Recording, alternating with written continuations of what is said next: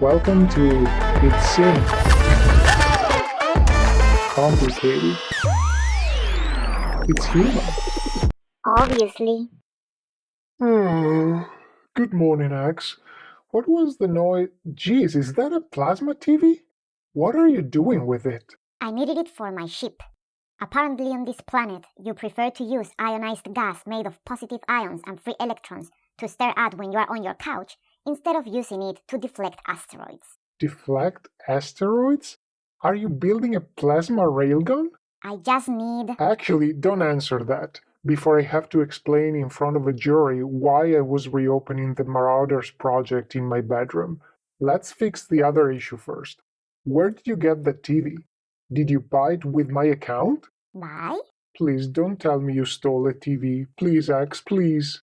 Where did you get it? There was a place full of them not far from here. I sensed a light infrared signature when I got in, but don't worry, I deflected it just in case. I did not want to interfere with whatever they do in there. Infrared signature. Those are the sensors of the alarm system. Axe, you broke into a mall and stole a TV. You don't steal things. We are not animals. No, of course not. At least I am not. What does it mean to steal? It's when you take something without paying for it. Oh, how can I pay for it? Oh, gee, it's too late now. You should have paid for it before taking it. It's called buying. What's buying? It's simple. You give money to the owner of the thing you want, and if they think it's enough, they will sell it to you. Oh, I see. Buy, sell. What's money? It's simple. It's the current medium of exchange that we use to store and exchange value. Oh, I see. Why do you need that? Because, X, it's complicated. Money is something it took thousands of years for humans to invent, and if you ask around, some people may say it's one of the most important inventions ever that differentiates us from animals. I thought that was language. Yeah. Anyway, because the ancient origins of economic systems precede written history, it is impossible to trace the true origin of the invention of money. If they precede written history, how do you know it was invented before it? Because I have read it on the internet, so it has to be true. And also because there seems to be evidence for it. Like a 20,000-year-old bone with marks on it that might support the idea that humans were using it as a counting device. Bones are money? I don't have any, but maybe I could use yours to buy my plasma. What the? No, you can't. And no, bones are not money. The first money seemed to be coins they found in a land between two rivers about 7,000 years ago. The whole idea is that humans needed a way to exchange value indirectly. Before that, they used bartering, meaning they exchanged a good for another good. Oh, like the thing one do in the places where people go to drink? That's bartending. But see, that's actually a good example. When you go to a bar, you ask for, say, a beer, and you pay it at a certain amount of money. That can be coins or banknotes, for example, or in our era, even digital money. Oh, I see. Money for beer. Is there specific money for plasma? No, that's not how it works. That's the beauty of money. You can buy everything you want with it. Everything? Everything. Like plasma. Yes. Beer. Yes. Governments? No. Or maybe yes. Depends on who you ask. This government thing seems very complicated again. Let's stay with money then. How do I get it? Can you print some of those banknotes for me? That seems the fastest way to get the money. Yeah, sure. So we go from burglary to counterfeiting. Perfect. Can we do it now so we fix my stealing issue? No, those are two bad things. Bad things. Okay, so how do I get it? If you can't print it, who can? So forget about deflecting your asteroids for a second and focus on your research mission here. Fine. There are more than 200 money types, called currencies, actively circulating on this planet, and some countries recognize only some of them. Why don't you have just one currency? Take a wild guess? It's the big and strong enough army again, right? Smart alien. So are they all worth the same? No, there are exchange rates for which a unit of currency A might be worth millions of units of currency B, and the proportion is called exchange rate, and it changes all the time. Oh, I see. Like borders. How are those exchange rates calculated? It depends.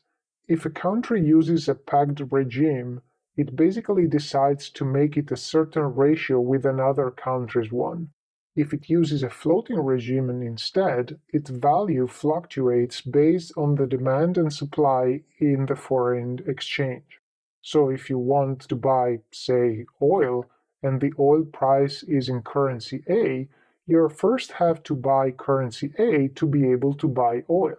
If a lot of entities want to buy that currency, its value against the other currencies raises. Oh, I see. But I don't want oil. I want plasma. I'm getting there. So money is created by central banks, financial institutions that decide how much of it and when it needs to be created. Then there are banknote printers and mints that actually print the banknotes and coin the coins. That's where we can get them then. I have a plan. Great. We finally escalated to a money heist. You should talk about your plan to Berlin. You want me to tell my plan to a whole city? No, never mind. We cannot get it from the mint either, though. What do they do that is so special in there that we can't do? How do they put value into the money? Well, now that we are more evolved and we moved away from commodity money, we use what's called fiat money. In an old human language, fiat means let it be done. Fiat money is money that does not have intrinsic value. Commodity money, instead, is made of a precious material like gold, silver, or... Plasma? Yeah. What can you do with gold and silver that makes it precious? Because with plasma, I can... Stop right there. I want plausible deniability. So, for instance, gold is very useful. It conducts electricity, does not tarnish, is very easy to work, can be drawn into wire, can be hammered into thin sheets, alloy with many other metals, can be melted, and cast into highly detailed shapes like rings or very sophisticated earrings. Earrings? Yeah, people use them to put them on their ears. To hear better? No, because they think it's pretty. But don't sidetrack me. So, the fiat money that we use now has value because everyone agrees that it does.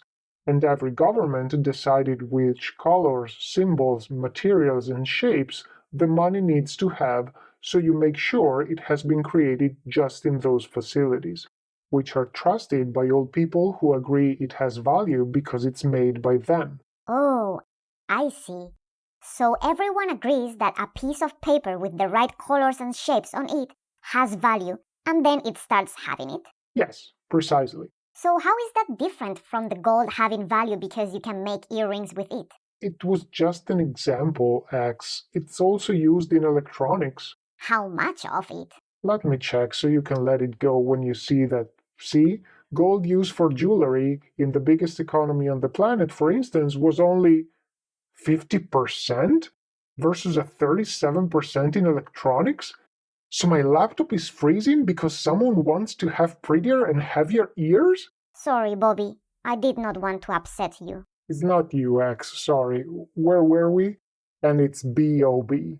I still don't understand how do I get money to get my plasma. You said we can't just keep the TV, otherwise we're animals. Why can animals do that? Because they don't use money. Why? Because they are pure, natural, kind beings that know no greed. How do they get their food? They usually either eat alive, helpless plants that cannot run away from them, or tear apart their prey with their teeth and claws, sometimes having the courtesy to kill them before starting to eat them. Oh, I see. Pure and kind. Yeah, right? And now that I think of it, I bet if acorns did not rot within 6 months, given enough time, the strongest squirrels would pass them on generation after generation and become king of the forest. I sense your laptop freezing really upsets you. What are squirrels? Yeah, it's a little furry animal which seems very nice and fluffy until you are 4 years old and one breaks into your house, discovers the whipped cream, and disappears like a magician in a sugar cloud right before your parents come home and they don't believe your version of, the squirrel did that, I swear. No wonder where my trust issues come from. Oh, if you had a real gun, this would have never happened. Sure, more weapons is always a good solution, right? You should have landed a few states from here. Anyway, to get your money, you need to work. Oh, I see. I can do that. How do I work? That's even more complicated. It's too early in the day and I am already exhausted. Can't you just take it out of your infinite box? I can't. Unfortunately, my lemniscate does not work in this dimension. Dimension? You said you were from another planet, not another dimension. Yeah, I meant planet, yes. I'm afraid I'm not going to solve those trust issues anytime soon. By the way, how does the process of buying and selling things work in your planet? Actually, for things, you have the box. What about if you need someone to help you with something that has a skill you don't? We ask them and they do it. What do they want in return? Do you give them your, what was the name of your points system? The vocation tokens? Yeah, those. Those are not exchangeable between individuals. Otherwise, everyone would start offering them to each other, and based on which skills are more in need, those who have such skill would accumulate too many of them, and they would become even more expensive. Then they would likely start exchanging them in even bigger quantities just between each other, so that few individuals would end up controlling a large share of tokens. Oh, sounds familiar. And tell me again how you don't do that? The vocation tokens are awarded in a similar way as public assignments, even in the case of individuals offering services to each other. This way, one has the same incentive to help me as it would to help a bigger public project. And the system uses the arborescence to calculate how much another project, or my request, impact the success criteria defined by the blue query defined for our society so as to incentivize the best decision. This way, also the one asking for something to someone else is incentivized to ask for something that contributes to our society's success. The success itself, or the progress towards it, is the actual value captured by the transaction and expressed in the form of vocation tokens. So, there is no need to exchange anything in return for a service between individuals. I am still a little fuzzy about all this. Can you give me an example of something you would think is not worth asking because it's not important enough? Do you see my hair? No. Exactly. We don't need hairstylists. And I think I have got a great idea on how to get my plasma in a way that can work for you too. If your money is based on consensus, why don't we create a currency that is decentralized? One that is not tied to any precious material or government. Maybe we can use your interplanetary network to spread it, so people adopt it quickly. And we can make it work so that the supply is regulated by an algorithm that prevents inflation to spike. And it can be anonymous too. It might use a lot of energy at first, but we can get to fix that with the next version, so it can work in eternity. What do you think? You're late. That's called Bitcoin.